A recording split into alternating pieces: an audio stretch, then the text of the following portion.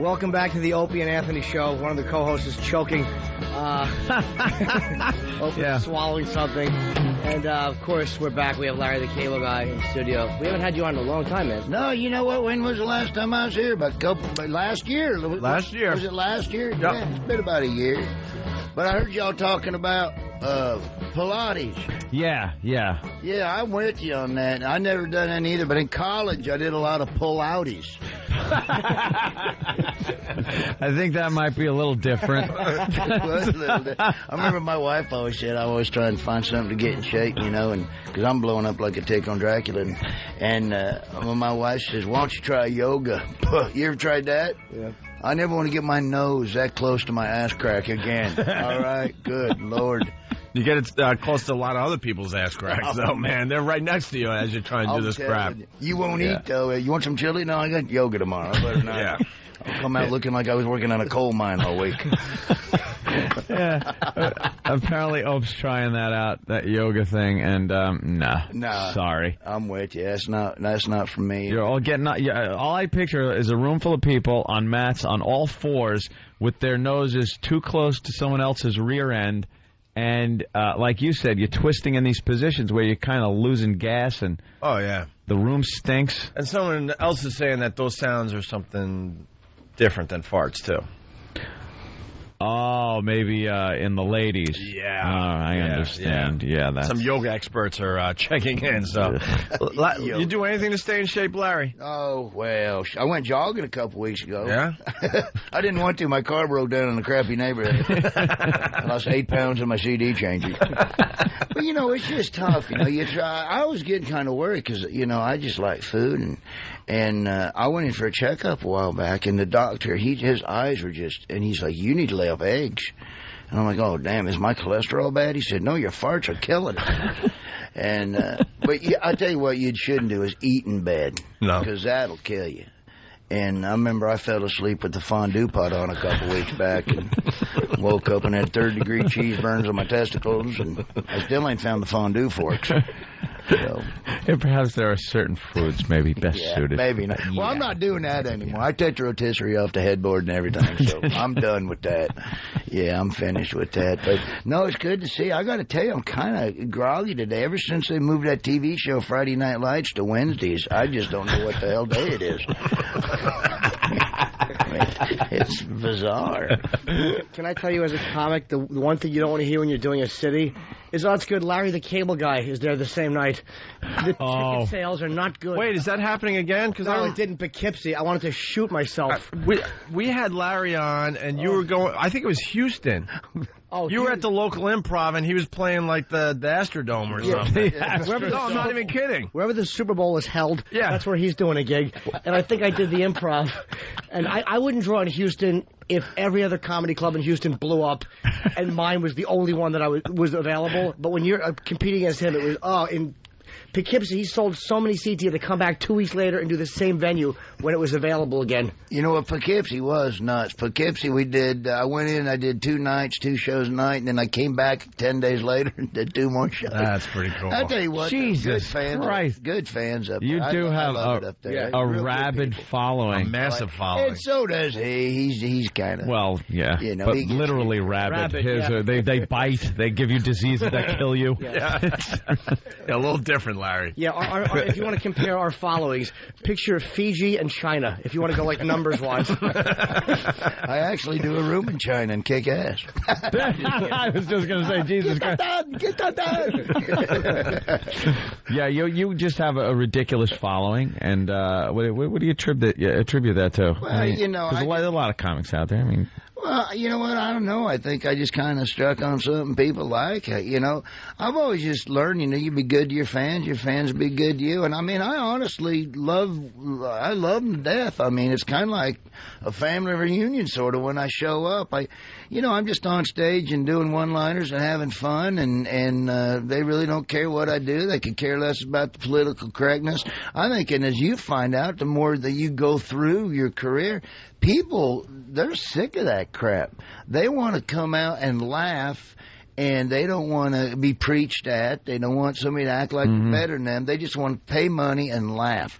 and I think I provide that, and they're just good crowds, and of course I've built that following throughout the years. Yeah. So it's not like I just showed up and overnight. Go, hey, let's go see this guy. Larry, I just want to jump in. You say that they're sick of the political correctness and they want to come out and just laugh and stuff. We truly believe that is the exact same thing with radio, but for some reason the media has gotten a hold of this radio thing, and they think everyone should be nice and not make fun of particular groups. Well, the media thinks that they know better than anybody else. But our audience is like, no, this is why we listen to you guys. It's refreshing. You're saying stuff that we wish we could say to our bosses and to the people around us, you know? Well, it's like, I forget who was, but them other people got fired for doing a Chinese joke or something. JV and Elvis. Yeah, those guys. Meanwhile, you got Chinese people calling up going, oh, that sucks, man. Them guys are funny. Right. Yeah. But you had one guy, but it's just all of a sudden it's almost like the media is like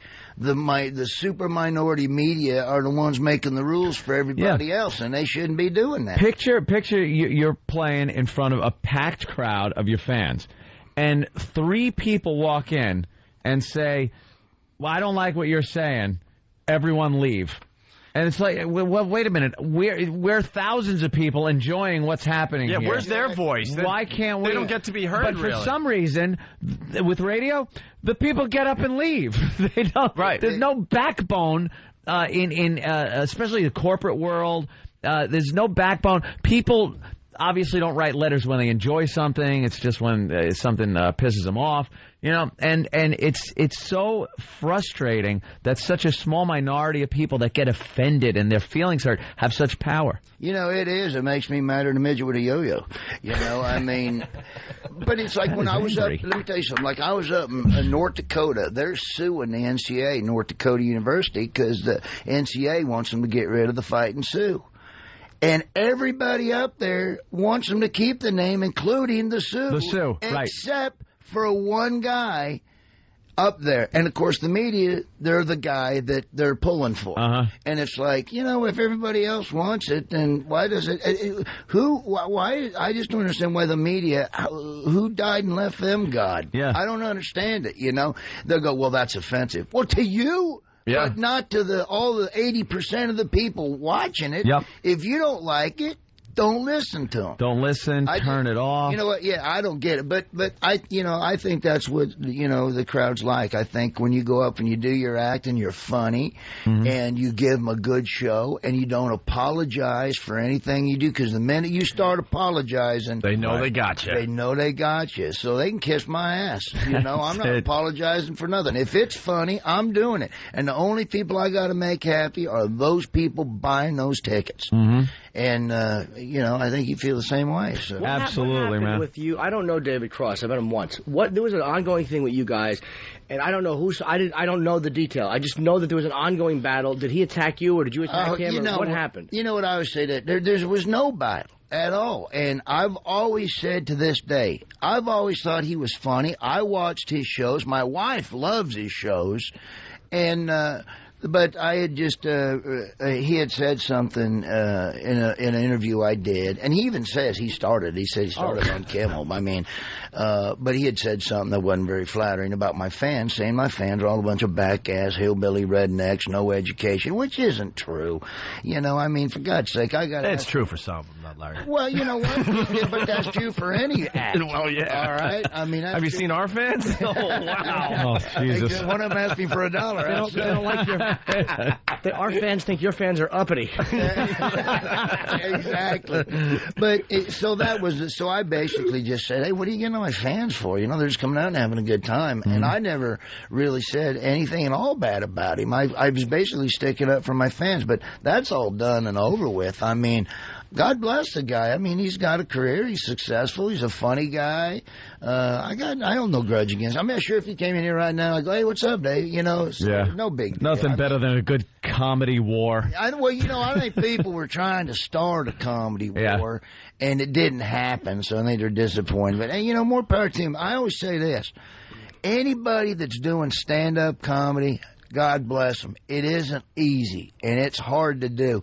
And I've been blessed to be able to get these big crowds. But I started in 1985, and I worked my hind end off to get to where I am.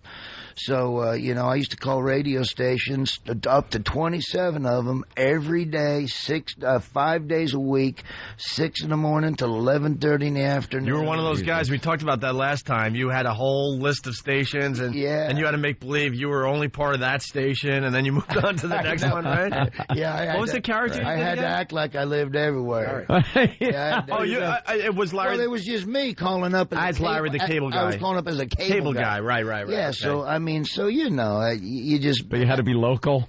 I had to localize everything. In some of these places, I didn't even know where the hell I was, where it was at. How often would you call each station? Would you give it like a month or 2 weeks, or how often would you? Almost weekly. There was probably 30% of them I called every day. There was a small percent I called 1 day a week.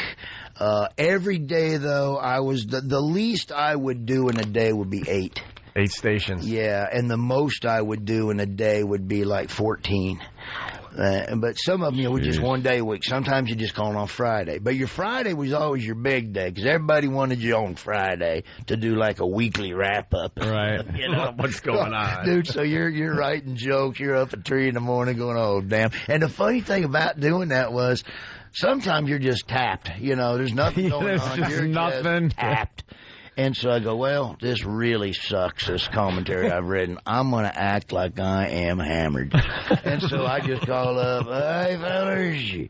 And you think it's like disaster. You're just acting like you're hammered through the whole thing, and then you got friends calling you up, dude, it was hilarious. I had nothing. Yeah, I know, exactly. How did you remember what you did? Because I actually thought of him when I was in the Midwest recently, because I think he's legendary for doing that as a comic. He's getting up radio stations, an animal. Mm-hmm. How do you remember what you said? I forget what I said here, and I'm only here. How do you remember what you said on this station? Oh, I said it last Tuesday when I called them. Oh, no, wait, was that Wichita? How do you... Well, when I was doing those, I wrote out a script. So once that station was done, once I did this same script for everybody, that one was filed away, and we did another one. I would do another one. Yeah, it's called professionalism, Jimmy. How can anybody begrudge him success? Oh my God! He paid his dues, man. I literally got notebooks and stacks of just social commentaries. I mean, all the way up. I mean, I think, back to the end of the Bush senior years is when I started doing the commentary. Wow. All through Clinton, all through the first half of Bush. You could get a whole history lesson just going through your files. Oh, man, I got a lot of good material off there in Reno and all that, so I miss them guys. Damn. What's on your mind these days? What do you think of the president and the tornado? And we got a lot of cool stuff going on these days. I'll tell you, the one thing is the global warming stuff. I mean, I'd be more apt to believe that stuff if a bunch of wingnuts weren't pushing it. Like Al Gore's walking around. Have you seen Al Gore? Yeah. Evidently global warming ain't melted his ice cream. Good job. And then Sheryl Crow, we need 1 square of toilet paper. We were off the air. Thank you for bringing that up. We were off the air. We did 2 weeks of vacation, and that was the big story. She wants everyone to use 1 square of toilet paper. To save you. Evidently, what the hell does she eat? Evidently she ain't been eating what I'm eating. Right. Hey, Cheryl, come to my grandma's house on Sloppy Joe night. You'll use the whole roll, the tube, and a couple pillowcases. Sloppy Joe night. But Sheryl Crow. Just another person that's out of touch with the whole thing. One sheet of toilet paper. It really irritates you. Even if I was single, I would not have sex with Sheryl Crow. If Sheryl Crow was... All right, I would. All right, never mind. I would. I mean, smash her in the mouth with that dumb guitar to shut her up. Yeah. We get it. You can sing. Shut up. I always love these talk shows. Like, I sit home and listen to these talk shows, and I think it's always funny. Right? We go to, Des Moines, and there's some guy talking and railing on Rumsfeld and what an idiot he was and blah, blah. And I'm thinking to myself, and I'm not really, you don't know. I'm not in that field. I don't know. But I'm just thinking to myself, here you got a guy that went to West Point and spent his entire career studying the great military leaders and battles and earned all these medals and studying the art of war. And yet...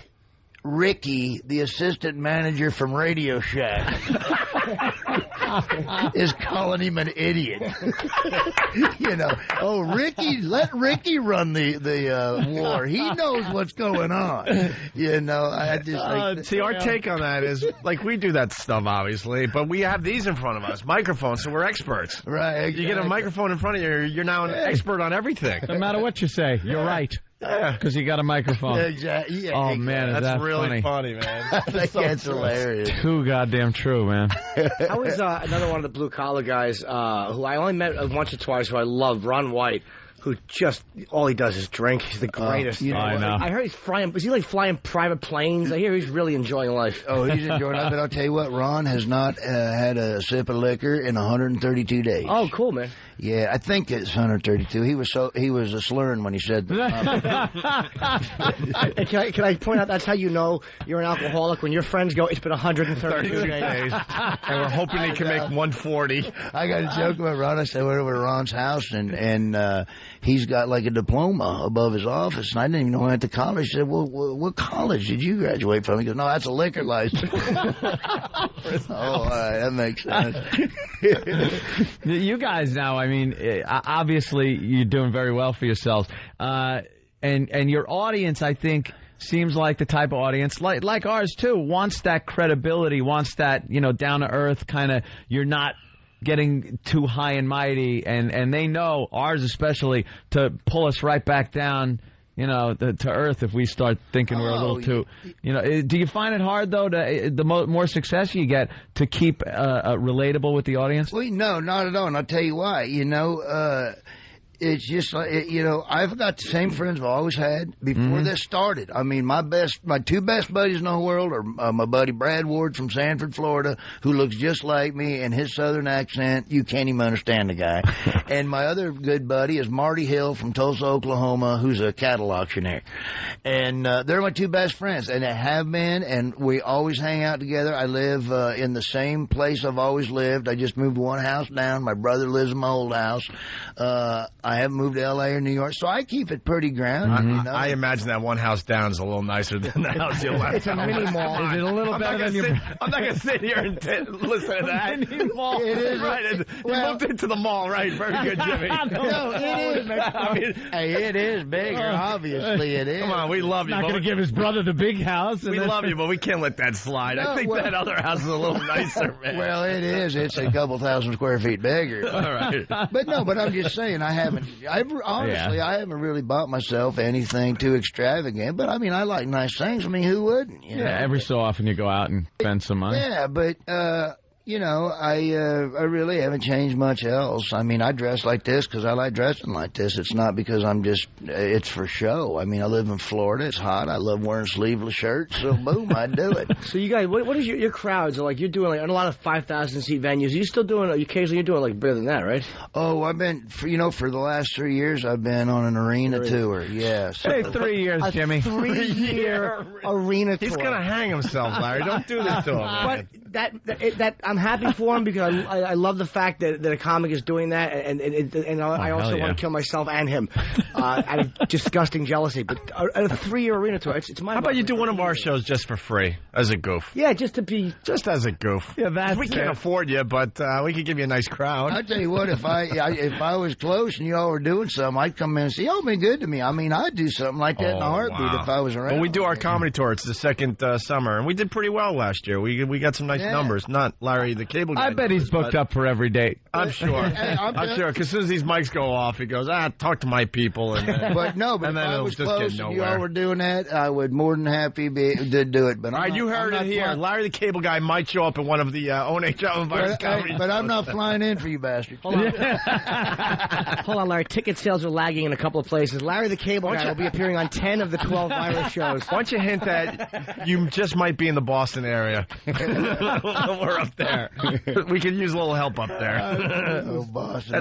I was up there a while back. I saw some of the weird. I saw fat homeless people. Yeah? How does that happen? I have no idea. They must be new, I guess. I guess you really can eat yourself out of house and home in this country, bro. Hey, we got Dan from Alabama. We got to get him on the phone here. Dan, what's up? I love you. Love the show. Yeah, thanks, man. we force our listeners to say that, by the way. Yeah, I was. We want it to sound like they got a gun to their head, Larry. That's how we roll here. What's up, Dan? Exactly. Hey, I'd like to ask Larry to sort of tell a joke or two about us Southern truck drivers, if he sure would. You don't like the Southern truck drivers, Larry? I love the truck drivers. Shoot, I like the truck drivers. Yeah, I always like the truck drivers. You know, they always, listen to y'all on your XM there. Oh, yeah. I can mention that on this? Yeah, Oh, sure. okay. I never know what I can mention or not. Yeah, we're on there. But yeah, no, truck drivers are awesome. As a matter of fact, one time I remember, this is years ago, I was leaving the Comedy Zone in Jacksonville, and this is probably 2001, 2000, and some trucker told a joke. So I got on there and I told a joke, and then they laughed, and I told another, and they laughed, and then you hear this trucker go, "Keep 'em coming, boy, keep 'em coming." And I drove 2 hours all the way back to Orlando on my CB because I got a big old Dodge truck on a 12-inch and 38. I was driving it down the road. I did a 2-hour show on the way to Orlando, and I had all these truckers chiming in, "Oh, that's a good nerd." It was pretty hilarious. CB radios are still out there? Oh, yeah. The truckers are still using them, obviously? Oh, yeah. Everyone has fun with their radios, and whatever work truck you're in. Honestly, God, they are still. Yeah. I had my work fleet there at Apollo Air Conditioning had the Motorola radios, and I used to have a micro cassette recorder, and I would record the other guys calling the bass or the bass calling the other guys. And then when I would drive, I would just play it back, and you'd hear like 17 to bass, and then you'd hear bass go ahead 17, and I rewind. 17 to base, go ahead! And they get all pissed off. Or base to 12. Go ahead. Base to 12. What? Can you hear me? They get so pissed off. Or they'd ask a question, and then an hour later, I'd have them ask the same question. You asked me that an hour ago. That's pretty funny. Fun with the radios, man. Tell you what, all you got to do is pick up a CB and say something good about Jeff Gordon, and you will have a conversation on that CB for 3 hours on that thing. Now, do y'all follow NASCAR and all? Or? I try to figure it out. My brother's a big fan of NASCAR. Yeah, We've huge some fan. of them at XM, so we kind of try to keep up a little bit. But we had what's his name on? He was winning every race. Jimmy Johnson. Jimmy Johnson. And yeah, we know the bigger names, but we became friends with Jimmy Johnson. We had him on a lot, and he was on a winning streak. And then I don't know. I think we said something that might have did we ended that relationship. We haven't had him on in 6 months, and we like the guy. Yeah, We're always like blowing it. We probably said something like, we enjoyed watching his IndyCar race. Yeah, that's the wrong sport. We're total dopes. We Larry did the Kentucky Derby. Yeah, Larry, we're very hacky when we talk to the NASCAR drivers. We say all the dumb stuff, like, do you think of throwing stuff out the window to make other guys get flat tires? We're really hacky with our NASCAR material. Maybe you can help us out. I don't know. A smoke screen on the back, like James Bond. Well, I like NASCAR better than Formula, but I tell you what, I do like Danica Patrick. And, okay. I love how they say she's going to grab the pole on the weekend. But that's the big thing now. Everybody's pissed off. They got Toyota in NASCAR. Yeah. And I'm like going, oh, man, as long as they ain't got no Asian drivers, that's all I got to say. Good Lord. And they're off. Oh, there's a crash. Plus, it's not good for the children because you don't want to hear the announcer go, here comes Dong up the rear every 25 minutes.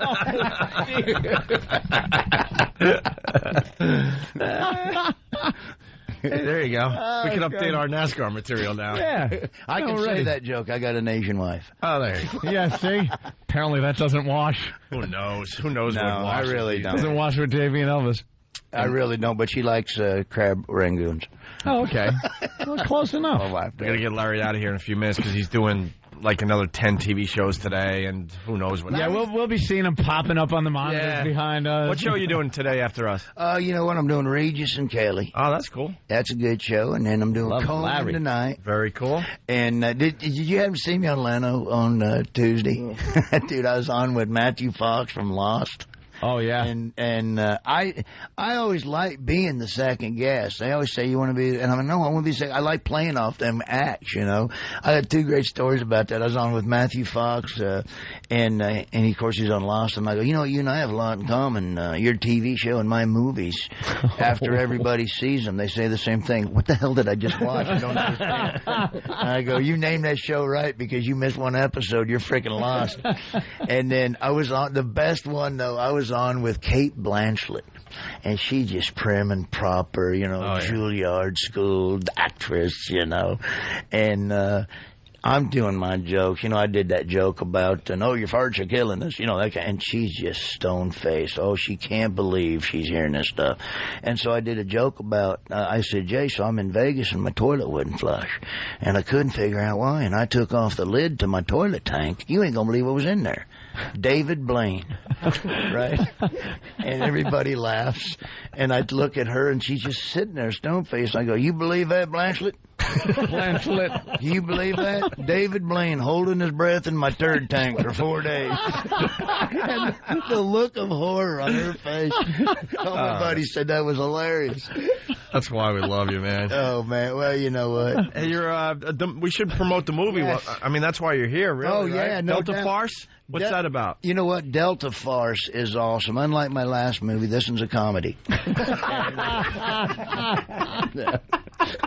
I had we had the premiere at Andrews Air Force Base, whereas Health Inspector, we had the premiere at Abu Ghraib. And you know what? This is a great movie. It's me, DJ Qualls from Hustle and Flow and Road Trip. That dude needs to eat a sandwich because that kid, good God, I've thrown fish back way more than that kid. He's like 6'1", 50 pounds. And Bill Engvall. But, you know, we get sent off to Iraq. They think we're soldiers. We're not. We're basically just out shooting guns at an armory, and we get mistaken as soldiers. We're on our way to Iraq. They go through a storm in the C-130, and they got to dump some equipment to lose an oil pressure, and mistakenly the Humvee rolls out the back of the C-130, parachutes to the ground. These guys wake up. Oh, my God, we're in Iraq. Lock and load, boys. They're scared to death. Well, they're in Mexico, and they have no idea. And it was filmed on location in Los Angeles. So, you know what, it's a great movie, and you know, it has absolutely, you know, it's just military background for this, but it has nothing to do with the war in Iraq at all. And we actually did premiere it at Andrews Air Force Base, brought a lot of the soldiers over from Walter Reed, and I knew it was funny. I knew they'd like it. But the response we got was even more than I thought it would. And that's awesome. And the cool thing was I got a letter from the colonel there at the Air Force Base, and he said, man, this was awesome. The troops loved it. There was absolutely no sensitivities in the movie, you know, because you worry about stuff like that when you put something out, because people can't separate politics from comedy anymore. Nope. But they loved it, and so I hope people go see it. It's really a good movie, and it really is different than the first one. This is an ensemble. Everybody's got their share of jokes. Danny Trejo's in it, that badass Mexican with the tattoo on his stomach, and he's funny in this. So, yeah, I hope people go check it out. We were going to change the name of it to Spider-Man 4. Shut up. Can you imagine? Someone should do that just for the hell of it. You get sued, I'm sure. But the movie starts tomorrow. Yeah, the movie starts tomorrow, so I hope everybody here in the city goes out and checks it out. And you were in Cars, which was just a great movie. I loved the cartoons, man. Yeah, the thing that sucked about those, because of Brokeback Mountain, they took the part out where I got rear-ended. And that was the part that stunk. No, that was a cool, you just put a scratch on my scratch. Yeah. I do that to little kids, you know, they'll come and go, that was Mater. And they go, no, it ain't. And I go, hey, you just put a scratch on my scratch. Ah! You know, they freak. That's pretty cool. Awesome. You groupies? Huh? I know we got to take a break, right? Do you get groupies? You know, I have groupers, women with fish faces. That's what I have. LarryTheCableGuy.com. LarryTheCableGuy.com. And you got the CD out as well.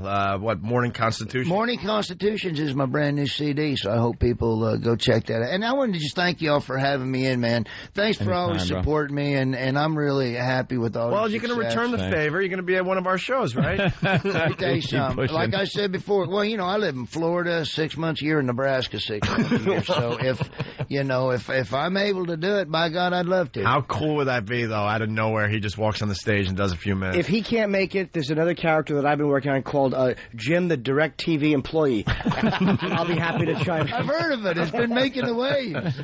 Larry, it's always a pleasure. You're great, man. Yeah, thanks a lot. But you don't need to hear that. You do 10 shows a day. 3-year arena tour. Yeah, 3 years. How many people the most you performed in front of? Live? Well, the biggest crowd I've done so far. I'm just asking this question to really bum him out, by the way. So even if it's, make the number really high. Well, the biggest crowd I've done so far was in where was it? It was in the Georgia-Florida line there. I can't remember where it was at, but 15,000. And then, so that was the big. Now, the biggest blue collar ever did, all 4 of us together. This was really awesome. Talk about nervous. Oh, man. We did the final rehearsal before our 3rd movie at the Gaylord Center in Nashville. Still hold the record today. We beat Elton John and Billy Joel. We did over 21,000. Oh. And, dude, it was nerve-wracking. I mean, you shouldn't do comedy in a walk out in front of 21,000 people. It really throws your timing off a little bit. Would you guys revolve closing, or would you guys have an order that you did set? No, we had to set. You know, I think I closed it off, and Jeff came up and said, "Hey, you want to close this show this time?" And he goes, "I am sick and tired of following everybody." And he had a point. You know, he's going up, and we're all doing our best 15 minutes, and Jeff's got to go up after it, and he's like, "I ain't following you guys anymore." You know, and he could do it easily, but he didn't do it. Right, there you go. We got to get you out of here. He's got to get to Regis. He's got a car outside. So it's LarryTheCableGuy.com to get all your info, basically. But Delta Farce starts tomorrow. Delta Farce starts tomorrow. Go check it out. Thanks for having me on. And I got to do this. It's in my contract. Get her done. Get her done. There you go. Larry the Cable Guy. It's the Opie and Anthony Show. It's the Opie and Anthony.